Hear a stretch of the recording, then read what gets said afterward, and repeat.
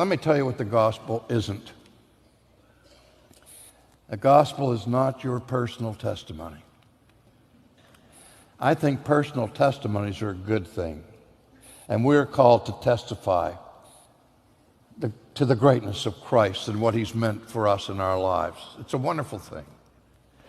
But giving your personal testimony is pre-evangelism. It's not evangelism. Evangelism is proclaiming the gospel. And to say that God loves all people unconditionally is not the gospel. It's not even true. Or to say that God loves you and has a wonderful plan for your life, that's not the gospel. The gospel in the New Testament is the gospel about Jesus, his person, who he is, his work, what he has done. For many, many years, I've taught in the seminary and taught among other courses on the gospel. And in order to work in the Doctor of Ministry program of seminaries, usually it's required that a person will have finished their basic seminary training and be ordained, be in the ministry for at least 5 years before they can enter into a Doctor of Ministry program. And when I teach on these questions, it would be my custom to stand in front of the room with the chalkboard and a piece of chalk in my hand with the first class of our students and say, let's start here, the ABCs.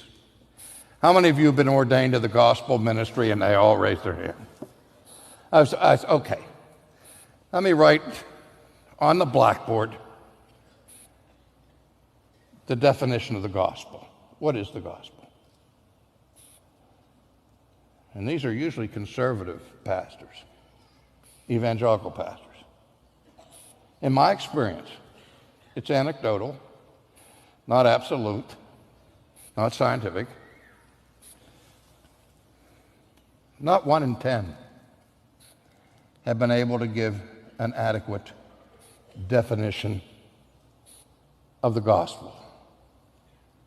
They'll say, the gospel means that I can be forgiven of my sins. Yes, it does. The gospel means I can have a meaningful life. Yes, it does. But those are consequences and results of God. They're not the gospel.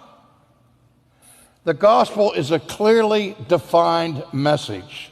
If you want to see what it is, go to the sermons in the preaching of the book of Acts and notice and underscore the content of those sermons. And there you will discover what the gospel is.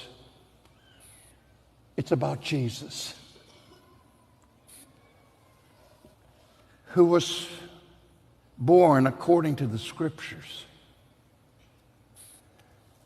and who lived a sinless life and who died an atoning death on the cross, and for our righteousness God raised him from the dead and carried him in glory to heaven for his coronation as our king and for his installation as our great high priest who ministers for us every day and who will come again at the end of history to bring the fullness of his kingdom, which has begun already, but will not be completely manifested and consummated until his return.